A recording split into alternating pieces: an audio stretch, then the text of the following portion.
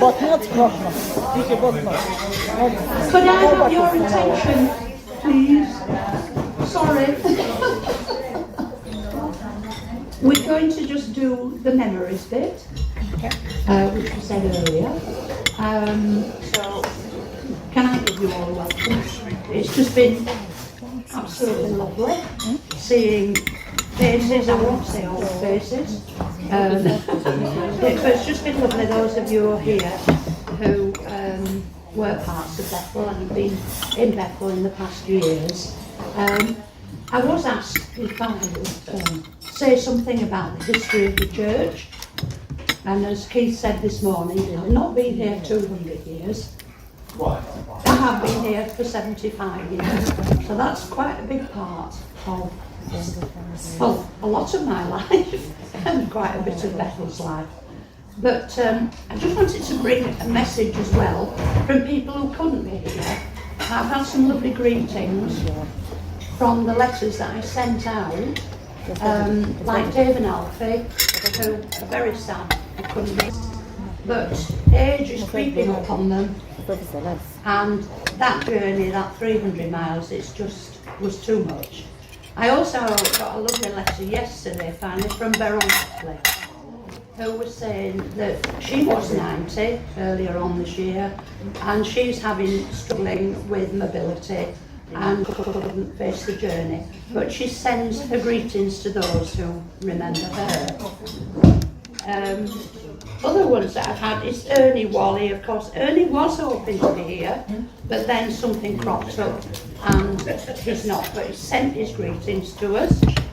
We had greetings from Nick and Debbie Whittaker, whose 40th wedding anniversary this weekend, so that's why they couldn't be here. Gary and Tracy Bowman, who worshipped here for quite a number of years, they're away on holiday. Lovely greetings came from Kathy Scott, who sent a lovely message on my phone and sent her greetings to everybody. And there were numerous others that I've had replies from who couldn't be here, but those were specific, when I can say it, who send their greetings and sad that they can't be with us. But as I say, Kathy asked me if I'd just say something. I'm not going to stay long because I think Keith, where is Keith? Has he gone? Oh, I mean, Keith was so good this morning, wasn't he? Yes. I mean, he's such a historian, isn't he? Yeah. I mean, I feel I can't keep up that measure of how he is with history. But I just want to say one or two things about the history of the church. I note down one or two just things that were memorable, and memorable from the last 100 years, the first 100 years, when, as I say, I wasn't here. It's when you read the history, please, I know you're all busy chatting, please go and look at all this history here, because it is so interesting, really interesting, and you'll see the work that's been done and how the word's been preached over the years in this church. So, 200 years, and 200 years since the Reverend John Taylor came down from Queensbury. They were concerned that the little hamlet here, which then was called Sandy Loin Bottom, and has of course over the years been changed just to Sandy Lane, came down because they were concerned about the farmers. It was mainly farming around here, so they came down to plant this church here, and they started off, and there were 15 people came from the Queensbury church to come and plant this church. And in 1848, it grew so fast from those 15 that there were 73 church members and 106 scholars in Sunday school. Wow. You imagine what Sunday school was like. And 22 Sunday school teachers. Wow. So imagine how it grew in those 20 years. Amazing. And in 1850, it was recorded, which I thought was funny, "We respectfully request the brethren not to smoke in the chapel." That was passed at a church meeting. So these people, they must have been coming in and having a smoke in the church. And it was also stated that could they speak more to the ladies in the church meeting, because it was a bit male dominated. So they were aware of women taking part even in those days. So they were asked to specifically ask the women to speak. Now in 1865, the Reverend W.E. Winks was accepted as pastor. Now he was said was such a man of strong faith and unquenchable zeal, it says. Not a word we use a lot these days, but unquenchable zeal. He had a real passion for the ministry here. And it ended up that in 1875, they then decided to build a larger chapel, which is the one that you probably, most of you know, or the old chapel that we pulled down in 1982. The new chapel would accommodate 500 because the old chapel only accommodated 300. As men explained. In 1920, they were without ministry, so the Reverend Walter Wynne came in as an interim preacher, and his sermons drew such immense crowds that people actually queued to get in. And there was an afternoon service and an evening service, and people brought the tea with them to stay all day, grab a seat and stay here the whole day. When he eventually finished, he was only here for a year, but his preaching was so, again, zealous. There were 3,000 people came to his last service. Wow. So it had to be held in the field down the village, because that was the only way that they could get them in. Couldn't get them into the church here.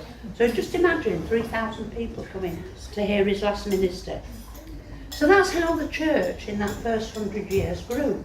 Lots of different ministers in between, but those particular two, Walter Wynne and W.E. Winks, are particularly noted in the history of the church. So the next 100 years, which, as I say, I've been here quite a while, and things moved on.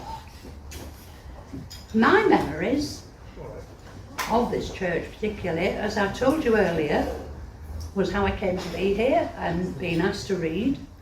And we had a very large youth group in the 50s.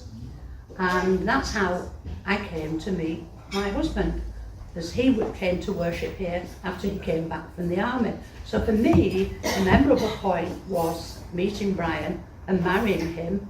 And of course, as you know, we were here all these years. That was one memorable point, my marriage.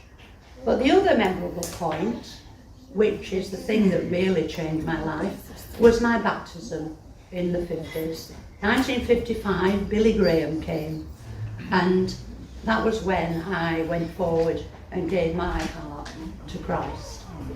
And that, of course, had a complete influence on my life, because, you know, I've tried to follow that path and serve Jesus all the years since 1955. There have been ups and downs. I've served 12 ministers. I've seen them come, seen them go. Some have been more successful than others, just as in the past or in the previous 100 years. And the church has grown and shrunk and grown again. The 60s particularly was a time when we lost a lot of members. Things were modernising after the war years, and television was having a big influence on people. Sports were beginning to be played more often, and we started losing people to sport. And the churches really did have a battle in the 60s, keeping membership.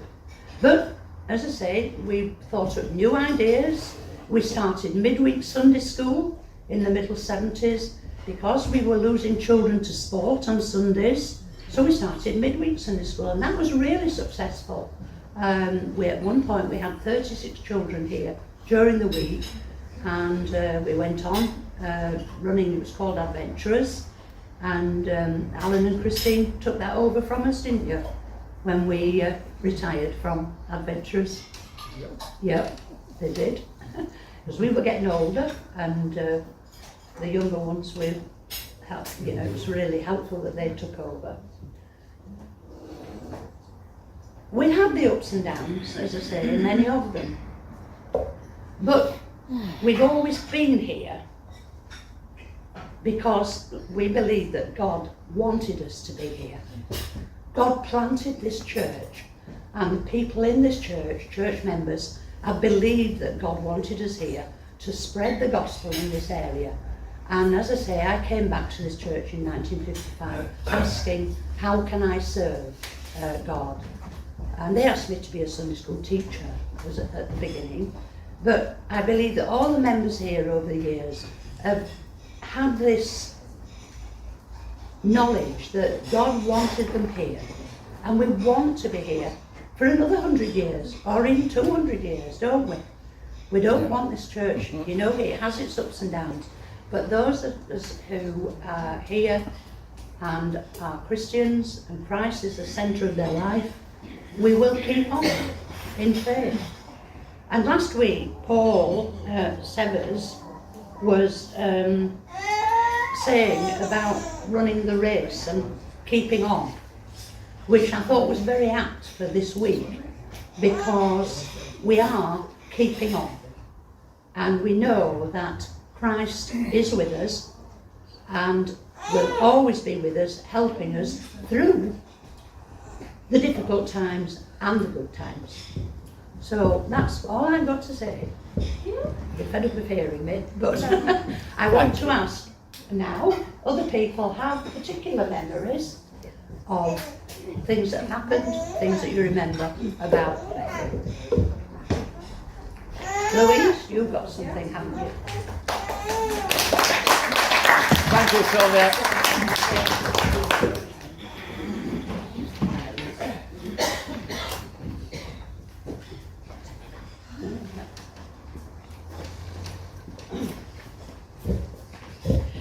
So I've been coming to Bethel ever since I was a toddler. I was dedicated here, but married at Westcott, as was my mum and dad and my sister Jackie.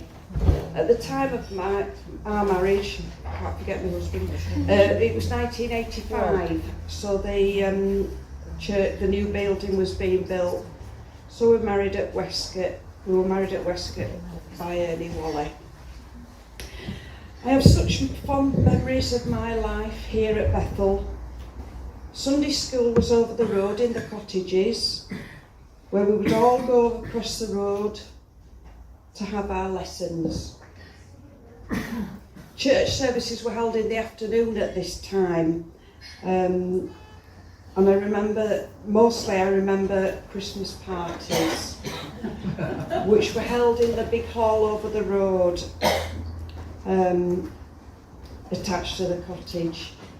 We played games, we were all super excited, and eating jelly and ice cream. I specifically remember the jelly and ice cream in the old dishes that had Bethel Baptist on the, yeah. How old were you then? 28. Well, how old would I have been when? 7, 8. Yeah. All right. Okay. Yeah. I swear I've forgotten the place now. Yeah, because we're talking about Christmas. And that was held in the back room, the kitchen, and it just takes me back to us all sitting in the kitchen and Sylvia busy as ever, providing all the food and jelly and ice cream. My dad did a paper tearing act. Yeah. And I mean, my mum and dad came here when they got married, I don't know, about 1953 or somewhere around that time. And my dad practiced this over and over again because he was a stickler for precision, was my dad. And I think he played Father Christmas once. And we all understood the meaning of Christmas, the true meaning of Christmas. And I loved those parties. They were always on a Saturday night, and it was a highlight of the year. And then we played badminton too when we became teenagers, which was always fun. I'm not sure how often the Scripture Union exams were held. Sylvia, were they once a year on a Friday night? So they were held over at the cottage. I remember being very nervous, excited, and I don't think I failed one. In fact, I'm sure I didn't. No, we all passed, didn't we? Yeah. As teenagers on a Sunday evening, so I must have been about 14, 15, all the youth in the church used to walk over to Willesden for a Bible study youth group. So we'd all meet here on a Sunday evening and walk over to Willesden where we went to, I've forgotten the names, the Whites. No, not the Whites. Yeah, the Whites. Yeah. This was another highlight of the week because we were all young people together, chatting and just having fun. And we would walk over there whatever the weather was because we enjoyed the time together. And it was a great fellowship. I remember vaguely all of the church going for a day out in a charabanc. Do you remember that? Yes. Yeah, I don't know where we went but Hipperholm. yeah. Hipperholm, there were a proper fairground there every year. I'm going back to probably when I was 7 or 8. Oh, I'm going further back. All right. So, but that's another memory that's very clearish. And we just had fun and enjoyed each other's company. And so after all these years, I still feel that Bethel is my spiritual home. Such happy memories of a wonderful childhood, teaching us to walk on the right path and to worship and praise our Lord and to know that He walks with us all the time. Memories are a wonderful thing and nobody can ever take those away from us. Thank you.